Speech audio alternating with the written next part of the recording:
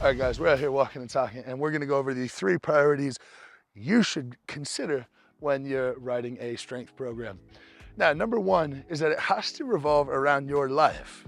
Don't create something that you're not able to 100% stick to, because if you can't, week to week, be able to mathematically increase, decrease, modify your exercise in a way you can measure, there's no point. So if you can go 5 days a week this week, and 4 days a week next week, and 5 days a week after, 3 days a week after, well, just go to the lowest common denominator and go, if you can commit to 3 days moving forward, just go 3 days, because you can't just add a day, take away a day. That change in volume is a massive risk of injury. This is also the reason why I will never program a specific rest day. I don't even do that for myself, because if you're programming, this is your rest day, but that's a day where you have free time, well, you're taking a day where you could be training and now you're resting because you're supposed to rest. You take that next day, and maybe in that next day you should actually be training, but you don't have time. And so now we're now just absolutely hammering one day, doing absolutely nothing the next day. So, number 1, structure your training around your life. Number 2, understand that we're not training muscles, we're training the nervous system, meaning that we don't need a 48-hour recovery time on extremely low volume exercise. Also meaning that we don't need to limit ourselves to train a body part, say twice a week, like traditional bodybuilding dogma might have you believe. You can train squats 3 times a week and be totally fine, and still train deadlifts.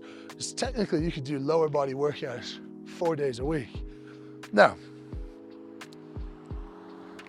when it comes to sympathetic fatigue, that's where we have to be really careful, and that's where you have to monitor things like your appetite, your sleep, and your irritability. If you understand those 3 things, then you can see how well am I recovering from this program.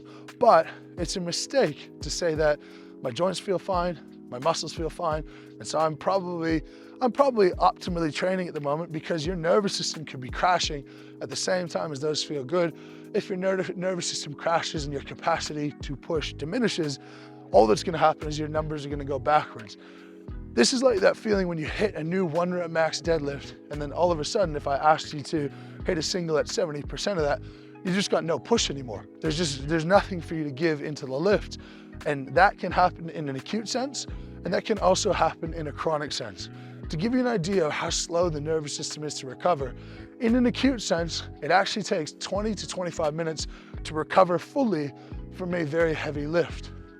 Looking at you guys who go to compete, and you do a lift 5 minutes before you go to actually do your say max deadlift, and you just did a 95% of your max deadlift as a warm-up, well, that's not enough time. Yeah, you have to slow that down big time. So, number 1, work the training around your life.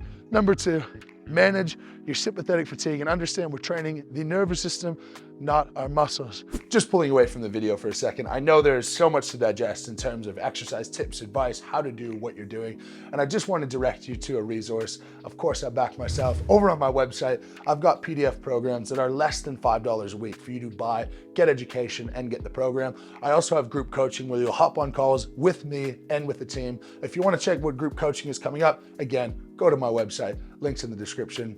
Thank you very much for watching, guys. We'll kick to the rest of the video. Number 3, understand that your life is going to vary and your recovery will always vary. Much like number 1, where we're structuring the training around your life in terms of the days and how much you can commit, you have to be honest with yourself and say, is this a time in my life where I can push hard? Is this a time in my life where I have to pull back? There are times where I would be very happy with no progress at all over a 4-week period if I'm really busy or stressed or moving around a lot. And there'd be times where if I improve 5% over 4 weeks, I'd be pretty disappointed and I should have expected more of myself. So understand that your progress has to be relative to your life situation, which tip number 3, succinctly put, is expect to get what you're able to put in, and don't lie to yourself what you're able to put in. Hope that helps you guys. Hope that clears it up. Those should be your priorities when thinking about your strength program. If you're not sure where to start, I've got my programs on my website. You can go ahead and check those out. Otherwise, use those for your own. Appreciate you guys. Lift heavy, be kind.